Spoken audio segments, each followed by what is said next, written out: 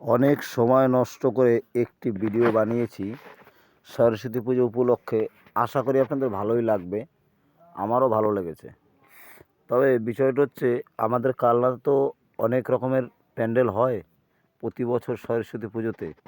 অম্বিকা কালনা বর্ধমান জেলার মধ্যে, এটা পশ্চিমবঙ্গ। যাই হোক, এটা অগ্নিবীণা ক্লাব।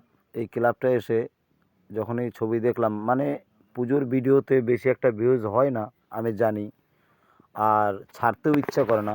তবুও একটা ব্যাপার, এবছর 2026-এ যে পুজোটা হয়েছে, এই প্যান্ডেলগুলোতে এবার বানিয়েছে এই সব জায়গাতে, কিন্তু সামনের বছর তো আর থাকবে না। সামনের বছর আবার অন্য প্যান্ডেল আসবে। তাই স্মৃতি হিসাবে মনে করলাম যে একটু তুলি। আবার ভাবি না, থাক, তুলব না, কারণ ভিউজ যখন হয় না, লোক যখন দেখে না, তাহলে তোলার কোনো প্রয়োজনই নেই। আমার ফালতু সময় নষ্ট, তার থেকে আমি বরং দেখি। সব দিক ঘুরে দেখতে গেলে যদি ভিডিও করতে হয়, ভিডিও করলে কিন্তু সব দিক দেখা যায় না, তখন একটা ভিডিওর মুড থাকে। আর ভিডিও করলে পরে সব কিছু দেখা যায় না, মোবাইলের দিকে নজর থাকে। এই জন্যও ভিডিও করার একটু লোকসান হয়। তবুও ভাবলাম যে আমার যারা বন্ধুরা আছে তাদেরকে একটু দেখিয়ে দিই। হয়তো কোনো বন্ধু আছে যে পুজোতে ঘুরতে বেরোতে পারেনি, বা সে বেরোনোর সুযোগ পায়নি, সে ঘরে বসে যাতে দেখতে পারে, এই জন্য একটু ভিডিও তুলে ছেড়েই দিই।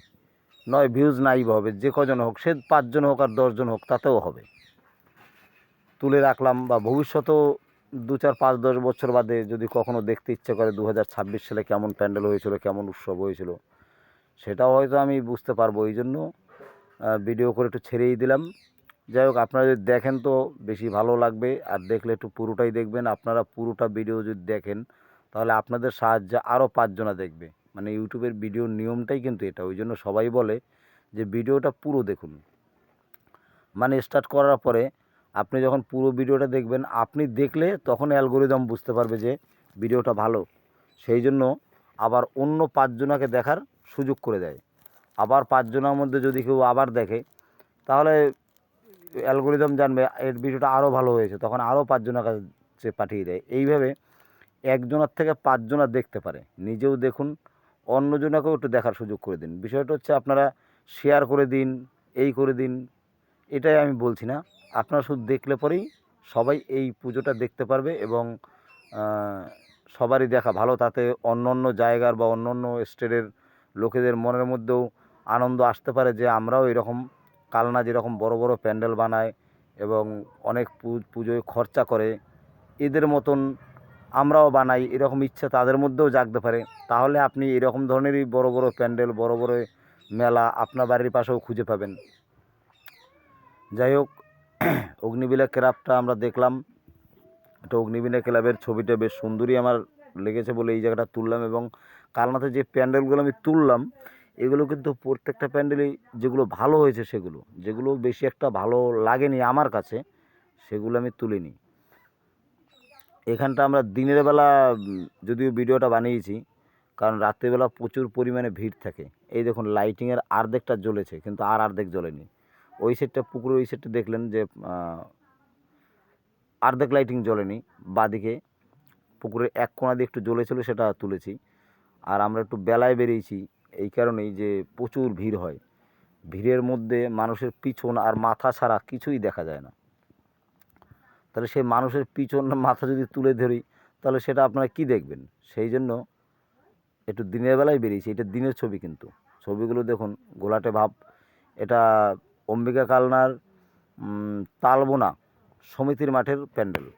সমিতির মাঠের প্যান্ডেলটা এবছর এইভাবেই করেছে, হাতি এবং এই মানে রাজপ্রাসাদের মতন একটা করেছে। রাজপ্রাসাদও না, ঠিক কীরকম সেই আদিবাসীদের যে প্রাসাদ যেরকম হয়, সেই রকম টাইপের একটা প্রাসাদ তৈরি করেছে। এটা বেশ আমার কাছে ভালো লেগেছে। আমি ভিতরটাও দেখেছি, বেশ ভালোই লেগেছে। তবে এই জায়গাটাই কিন্তু রাত্রিবেলা হতো আর ভিড় হতো, ভিড়ের মধ্যে কিন্তু এরকম সব কিছু তুলে ধরা যেত না। এই জন্য দিনের বেলা বানিয়েছি। আপনাদের কোনটা ভালো লাগে জানাবেন, যে এই প্যান্ডেলটা ভালো লেগেছে। আমি তো প্রত্যেকটা প্যান্ডেলের নাম বলে দিচ্ছি। এটা হচ্ছে তালবোনা সমিতির মাঠ।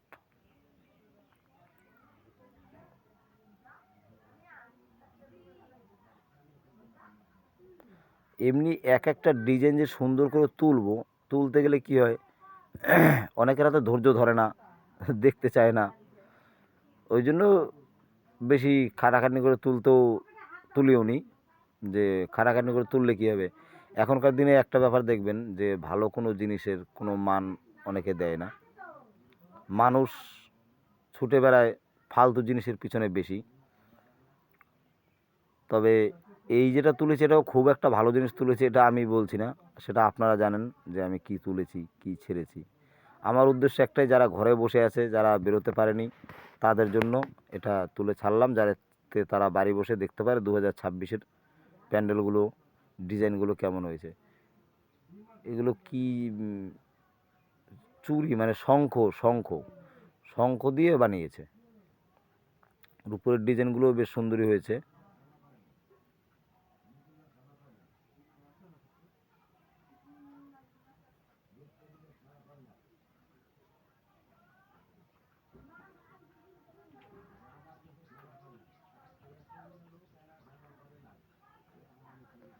এরপরে এই যে জায়গাটা ঢুকছেন, এটা হচ্ছে চারা বাগানের প্যান্ডেল।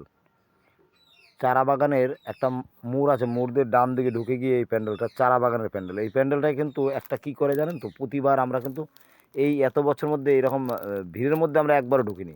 বিশাল এক লাইন হয়, সে লাইনের রাস্তা যা, মানে এই ঠাকুরটা দেখার জন্য মানুষের 1 থেকে 1.5 ঘন্টা সময় লেগে যায় লাইন টানতে টানতে। তা আমরা লাইনে দাঁড়িয়ে ঠাকুর দেখি না, লাইনে দাঁড়িয়ে দেখলে কি হয়, এই দেখুন ভিতরে এমন কিন্তু কিছুই নেই, ভালো করে দেখুন, এমন কিছুই নেই। এর জন্য লাইন দিতে হবে, এর জন্য লাইন দিয়ে ঢুকতে হবে, ঢুকে দেখতে হবে। আহামরি কিছু দেখাচ্ছে না কিন্তু। আমরা জানি যে যে প্যান্ডেলগুলোতে বিশাল পরিমাণ লাইন হয়, এগুলো কমিটি কেন করে জানি না, লাইন দিয়ে মানুষকে সময়টা নষ্ট করায়। কালনাতে যা পুজো হয়, একটা মানুষ যদি মনে করে সব ঠাকুর দেখবে ঠান্ডা মাথায় সুন্দর করে ঘুরে ঘুরে, তাহলে ওই 3 দিনে তো দূরের কথা 4 দিনেও শেষ হবে না, এরকম একটা ব্যাপার। কিন্তু মানুষ কি করে, ওই যে লাইনে ফেলে দেয়, তা ঠাকুর দেখতে বেরোয় বিকেলবেলা 6টার সময়, 5টা-6টার সময় হয়তো বেরোয়, বিকেল না সন্ধ্যা সন্ধ্যা টাইম বেরোয়। কিন্তু এক একটা প্যান্ডেলে গিয়ে 1 ঘন্টা 1.5 ঘন্টা টাইম লেগে যায়। আর ওই 1 ঘন্টা 1.5 ঘন্টা লাইন লেগে যায় বলে ওখানে টাইম লেগে যায়, তাহলে আপনি 5 ঘন্টা ঘুরে 5খানা প্যান্ডেল দেখতে পারলেন, তার বেশি তো দেখতে পারলেন না। যে কারণে আমরা জানি যে লাইন দিয়ে ঠাকুর দেখা মানে খুবই লস, ওর থেকে একটু কম দেখব, ভেবে নেব কী হচ্ছিল এখানে। ওই জন্য লাইন না দিয়ে ফাঁকা টাইমে দেখব।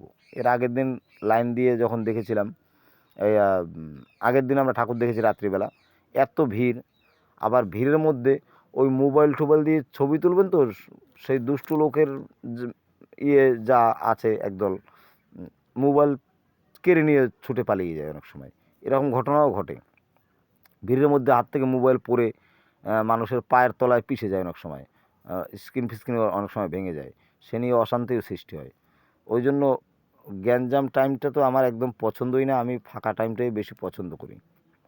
ওই জন্য ফাঁকা টাইমেই আমি ভিডিওগুলো তুলছি একটু একটু করে। এখন যেটা দেখছেন এটা হচ্ছে দাঁড়ান দেখছি, এটা হচ্ছে আপনাদের শশীবালা স্কুল। শশীবালা স্কুলের ভিতরটা, এটা কিন্তু এটাও জায়গাটা ভালো ফাঁকা ফাঁকা, এখানটাও ফাঁকা আছে আমি দেখেছি। ফাঁকার মধ্যে এগুলো করেছে।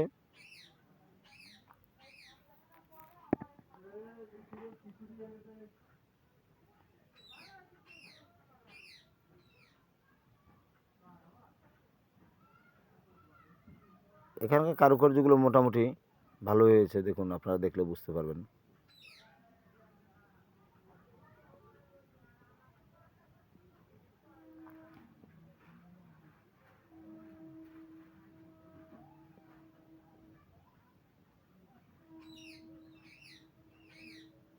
তবে এই প্যান্ডেলটা বেশ, ভিতরে ডিজাইনগুলো করতে অনেক খাটনি হয়েছে অন্য অন্য প্যান্ডেল থেকে, ভালোই খাটনি হয়েছে।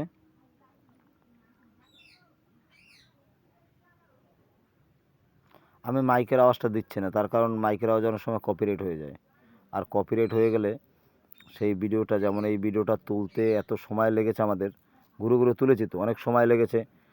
প্রায় কত মিনিটের ভিডিও দেখেছেন, 17 মিনিট 11 সেকেন্ডের ভিডিও। তাহলে এত সময় নিয়ে ভিডিও করার পর সেই ভিডিওটা ছাড়ার পরে যদি কপিরাইট হয়ে যায়, তাহলে ভিডিওটাকে মুছে দিতে হয়। একটা অপশান আছে যে না মুছেও ঠিক করা যায়, কিন্তু সেটা আমি পছন্দ করি না। আমরা পুরো মুছেই দিই, কারণ যেটায় কপিরাইট হয়ে গেছে তাকে আর রাখার থেকে না রাখাই ভালো। সেই জন্য পুরো মুছেই দিই। এইটা কিন্তু জায়গাটা দেখুন ভালো করে, বেশ সিঁড়িটা কত সুন্দর করে নামিয়ে দিয়েছে সিঁড়িটা, আর ভিতরে বেশ লীলা, মানে কৃষ্ণের বাল্যলীলা, তারপরে আরও ইতিহাসের কিছু যেমন স্বামী বিবেকানন্দ, তারপর বিদ্যাসাগর, এদেরও ভালো ভালো এক একটা সিন তুলে ধরেছে মানুষের সামনে, ঐতিহাসিক সিনগুলো। এখানটা আসলে বেশ মানুষের মনের চিন্তাভাবনা একটু পাল্টে যায় এই কারণে। আদিম জিনিস যখনই আমরা আদিম ফটো বা ছবি বা ইতিহাসের যে কিছু দেখি, যেমন এই যে কৃষ্ণকে মাথায় নিয়ে যাচ্ছে ওর পিতা, সেই জিনিসটা যে দেখতে পারলাম, তাহলে এগুলো দেখলে পরে কিন্তু মনটাকে তখন একটু নরম হয়, একটু শান্ত হয়। মানে এক একটা প্যান্ডেলের উপরে একটা জিনিস ফলো করবেন, যে প্যান্ডেলটা যেমন হবে, ছবিগুলো যেমন দেখবেন, মনের পরিবর্তনটা তেমনই হবে। আর মনের পরিবর্তনটা যখনই চলে আসে, এটা অনেকে জানে না, অনেকে অনুভব করে না। একটু আপনারা কিছু কিছু লোক আছেন অনুভব করবেন, যে যখন আপনি যে ছবি দেখবেন, তখন আপনার মনের পরিবর্তন ছবি অনুযায়ী বা পরিবেশ অনুযায়ী মন চেঞ্জ হয়। আর পোশাকও যখন পরবেন, দেখবেন একটা গামছা পরে বেরোবেন, তখন হাঁটার মেজাজটা থাকবে আলাদা। আর যখনই চুড়িদার পাঞ্জাবি পরে বেরোবেন, তখন কিন্তু হাঁটার মেজাজটা আলাদা। আপনাদের পোশাকের উপর অনেক সময় নিজের শরীরে একটা মেজাজ তৈরি হয়, মানে নিজের শরীরে একটা চলা বলা একটা মেজাজ তৈরি হয়। যাই হোক, এই যেটা ঢুকছি এটা হচ্ছে ওই চারা বাগানের প্যান্ডেলটা পার করে ডান দিকে হচ্ছে মোল্লাপাড়ার রাস্তার দিকে ঢুকতেই ডান হাতে।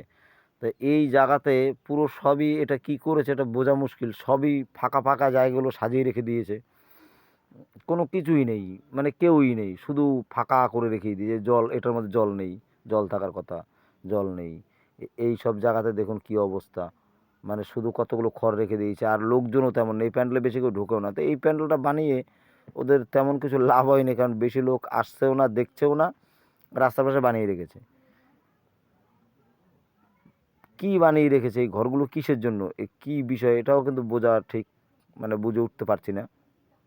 কাউকে জিজ্ঞাসা করব, কমিটির লোকজনকেও দেখতে পাচ্ছি না, যে তাদেরকে জিজ্ঞাসা করবো দাদা এটা কি এর মানে কি, জিজ্ঞাসা করতে পারছি না। এই যে এই দেখুন করে রেখে দিয়েছে, এই ব্যাস বড় একটা স্টেজ, এই যে বড় বড় স্টেজ, তাতে মনে হয় গান বাজানো হবে, অথচ কিছুই নেই। দেওয়ালে অনেক কিছু লিখে রেখেছে। এখন কি আর কেউ লেখা পড়তে চায়? এখন তো টাচ মোবাইলের যুগ, টিপ দিয়ে দেখতে পারলেই বাঁচে। এখন তেমন লেখা পড়ে না, হয়তো শতকরা 5 জনা পড়তে পারে, পড়ে না বলাও ভুল। আচ্ছা, এইটা চলে এসেছি আপনার ওই আহ, সোনাপট্টির মোড় দিয়ে ডান দিকে যেতে হবে, সোনাপট্টির মোড়ই বললে হয়। এখানটায় কিন্তু যেগুলো করেছে, অনেক মূর্তি করেছে উঁচুতে দাঁড় করে, এগুলো এই বিল্ডিংটা তৈরি করেছে। এটাও বেশ খুব ভালো লাগছে, এটাও আমি দেখেছি। ওই দেখুন কোথায় উঁচুতেও একটা মানুষ বসিয়ে দিয়েছে, মানে সৌন্দর্য সৌন্দর্য করার জন্য নানান জায়গায় মানুষ বসিয়ে দিয়েছে, এবং নারকেলের ছোবড়া ফোবরা দিয়ে বস্তা মস্তা দিয়ে এগুলো সব করেছে, কাঠ ফাট হ্যাড্ডা ব্যাড্ডাগুলো সবই আছে এর মধ্যে।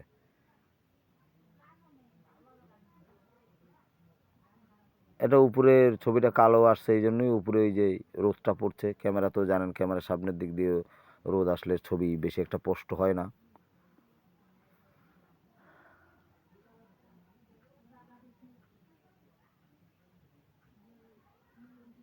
আর এই বাচ্চাটাকে কিন্তু খুব ভালো লাগছে, ও সবাইকে বোঝাচ্ছে এদিক দিয়ে ঢুকবেন, এদিক দিয়ে বেরোবেন। যদি আপনি, ও যেদিক দিয়ে বলবে সেদিক দিয়েই বেরোতে হবে, অন্য দিক দিয়ে বেরোলে হবে না, তাহলে লাঠি দিয়ে আটকাবে। এটা দেখতে বেশ মজা লাগছিল, আর ও মনে হচ্ছে অনেক আনন্দ পাচ্ছিল, যে পুজোর সামনে সবাইকে কথা শোনাচ্ছে, ওর কথা শুনছে সবাই। ব্যাপারটা ভাবুন, একটা বাচ্চার কথা তো সবাই শুনতে চায় না, কিন্তু আজকে ও লাঠি নিয়ে দাঁড়িয়েছে, ওর কথা সবাই শুনছে, ওর মধ্যে একটা বেশ আলাদা একটা আমেজ, মানে খাওয়া দাওয়া বন্ধ করে দিয়ে ওই কাজটা করছে আর কি। যাক, আমরাও দেখলাম, মজা পেলাম।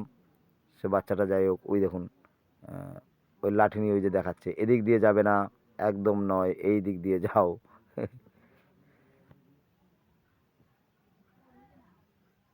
আমাদেরও ছোটোবেলা আমরা এরকম ছোট ছোট কাজ করে খুব মজা পেতাম।